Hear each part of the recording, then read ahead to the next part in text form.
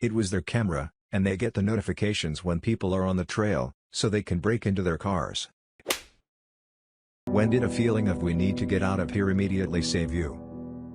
What just seemed like a bad storm had started. My ex then decided to play with the dog out in the backyard in the rain. I got a weird feeling about how strong the winds were, and despite being called crazy, I told my ex she and the dog needed to go down into the basement for shelter with me. Within 15 minutes half my roof was gone. Apparently the storm was a derecho, which I had not even heard of before that. I was getting a beer with a friend and he brought along his friend. When we left I felt very drunk despite only having 2 drinks. They wanted me to come to their hotel as they were getting ready to go to a concert that night, but I made the excuse that I needed to get home because I think I left my oven on. My beer was 100% tampered with. My vision felt like I was in a tunnel. I got home in an Uber and immediately threw up and continued to do so for the rest of the night. I made a somewhat late night trip to a convenience store that I knew carried wine. I used to work really odd hours and sometimes late at night I'd finish my work and want to have a few drinks. As I was getting back in my truck, this young girl asked if I could give her a ride a few blocks back to her home. It was probably a bad idea to judge a book by its cover, but she was pretty young. And dressed decently. Didn't act too weird or anything, so I figured okay. Well, I'm heading back and we get into a pretty rough part of town and she says turn left up here. Very dark street. Whatever. I stop and she says she really appreciated the ride. And wanted to do something for me. Asked if she could give me a BJ. I decline and start getting sketched out. Like, she needs to get out now. She gets out and closes the door, and as I drive away 2 men dressed in dark clothing were just stepping towards the street and stared at me as I drove past. Pretty sure that would have ended with a gun in my face. That's what you get for being nice sometimes. A friend and I had just seen a midnight movie. It was about 2:30 a.m. when I pulled into a gas station to grab a yoo-hoo. I grabbed the bottle, turned around, and saw 3 men enter the store together. One waited by the doors, one stood near the register looking at chips, and the third was crouched down with his back to the employee door so the cashier wouldn't see him through the square window in the door. They all look at me at once and then try to ignore me, acting like they're just casually positioned around the cashier and door. I walk up, put my yoo-hoo on the counter, the cashier turns the scanner and basically tells me with his eyes, "You do it." I ring myself up, drop money on the counter, and walk as normally as I could past the man by the door and out to my car at what seemed like the furthest pump from the store. I sit down, throw my yoo-hoo at my buddy, and hit the emergency button in my car that calls 911. I connect with dispatch and report a possible robbery. A mile or 2 later I see a cop car flying down the street in the direction we just came. I called non-emergency the next day to ask what happened, and they said the men fled after I left and the cashier told the police he knew he was about to get robbed too, and to thank me for calling the police. That felt good. What didn't feel good was my buddy, in all his nervousness about what was unfolding as he was listening to me recount everything to dispatch, thought I just gave him a random yoo-hoo and chugged that thing down like a starving infant with a bottle. I was about 11 or 12 years old, at a neighbor's house. The sun had already set. It wasn't completely dark yet, but it was close and there was less light by the second. We were sitting on the lawn because we loved watching the sky turn from day to night, just talking and giggling and carrying on as little girls do. A truck drove up our street, slower than usual but not suspiciously slow. Still, I felt my gut sink for some reason I didn't understand. A couple minutes later, it passed by again. And then again after another few minutes, though not quite as slow this time. I was 100% positive it was the same truck, so I watched it drive away and noticed it started slowing down. I told her to get up, and when the truck made another U-turn and started heading towards us again I told her to run and hide. I don't know if she realized what she was hiding from, but we ended up splitting in 2 directions. She dove behind a bush, and I crouched behind an old car parked in their driveway. We could see each other, and I had a clear shot to the door if I needed to dart in to get a parent. But we heard the truck roll up and stop in front of her house. Someone got out of the truck and started calling for us. I honestly don't remember what they were asking though. We just kept our eyes locked and tried to stay as still and quiet as possible.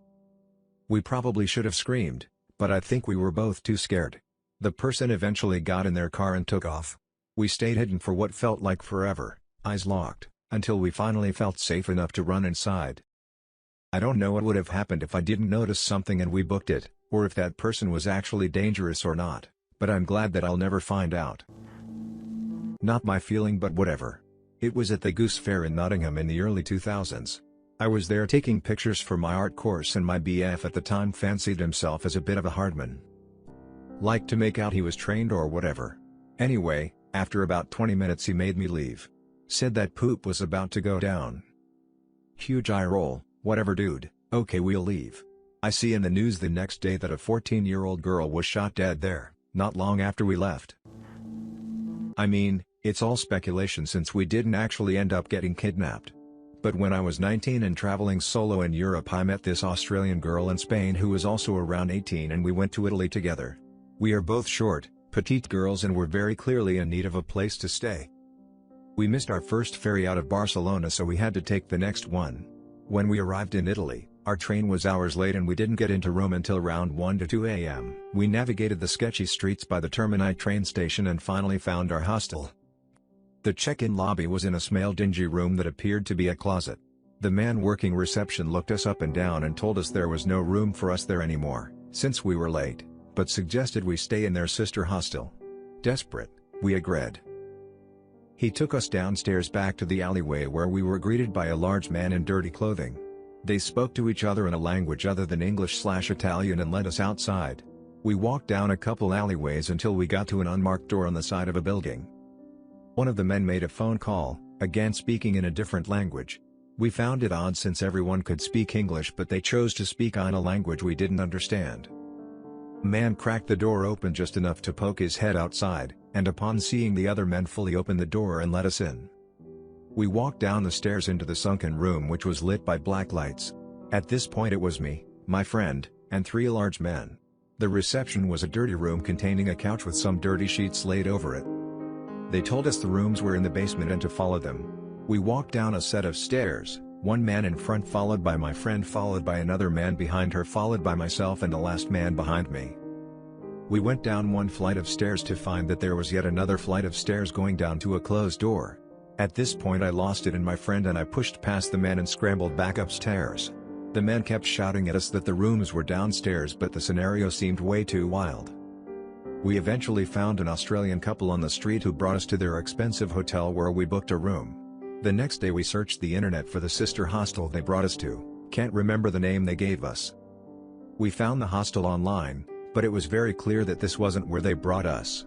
The hostel boasted beautiful views of the city, so clearly a few levels above ground, and was immaculate.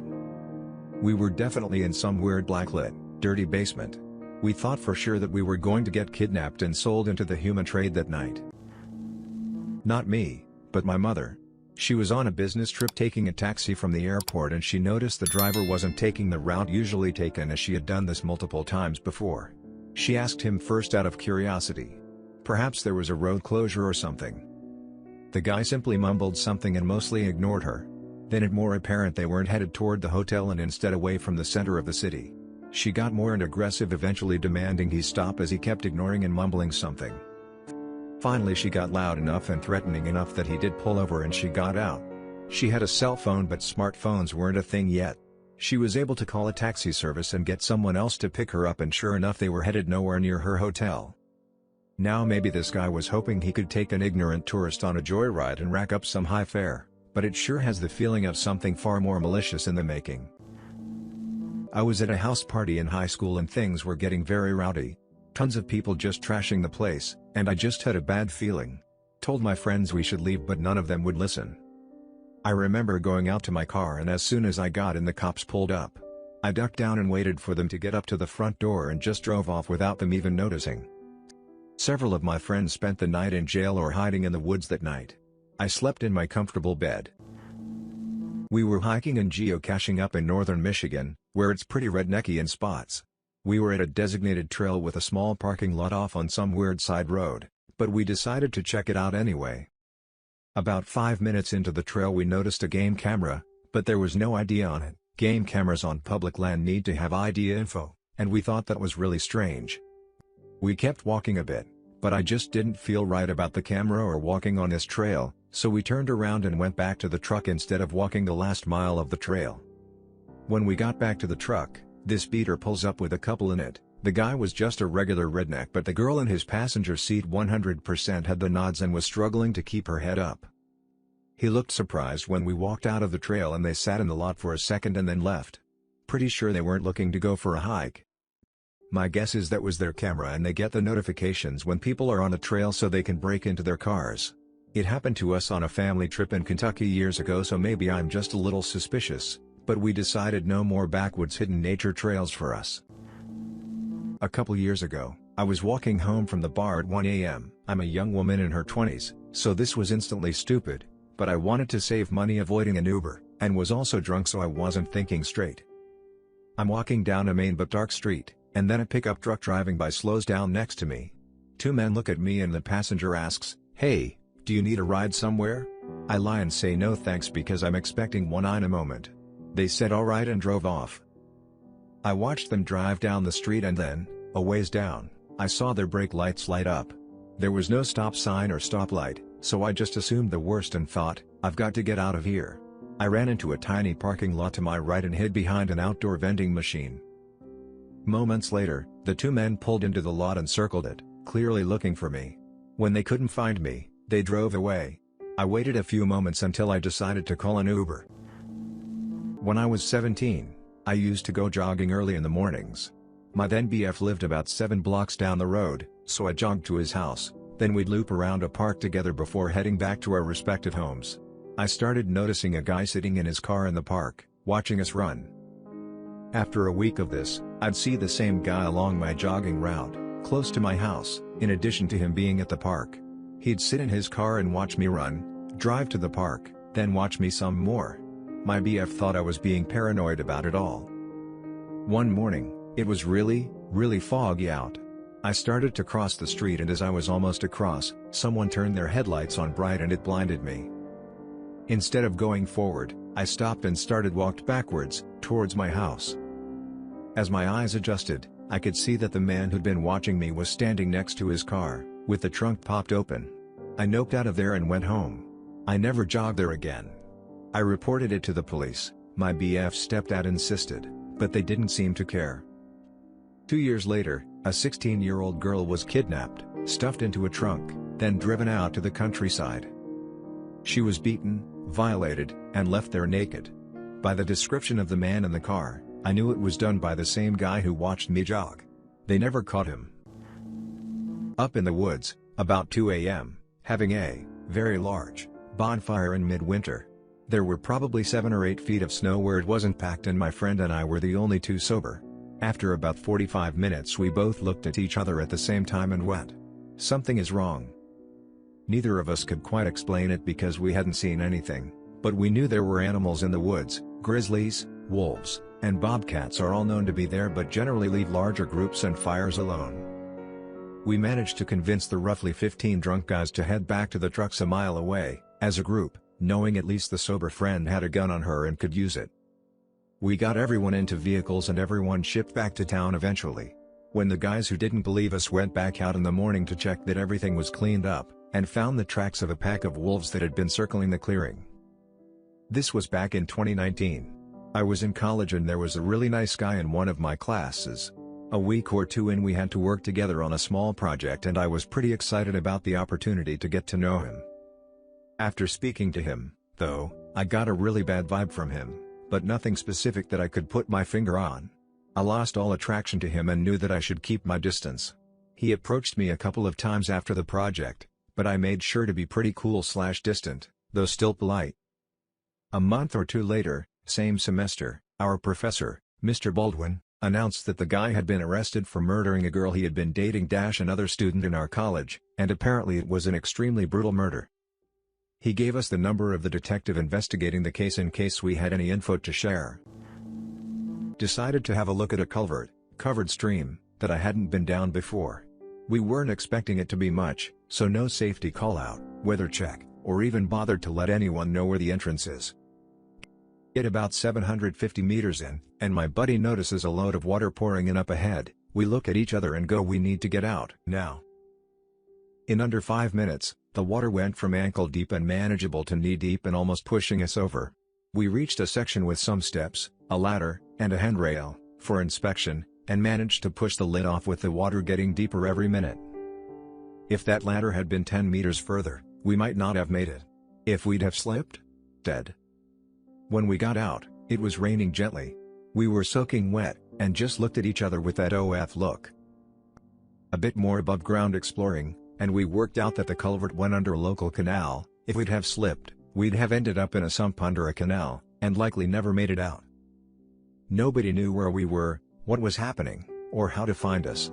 In all likelihood, the only time they'd know where we died is when our corpses got spat out into the nearby river. A combination of stupidity and stupid good luck, I guess. Thanks for listening to Radio TTS. Hit the subscribe button and activate the notification bell for more videos. Click the right box for the Radio TTS playlist and let us know what the next video should be about.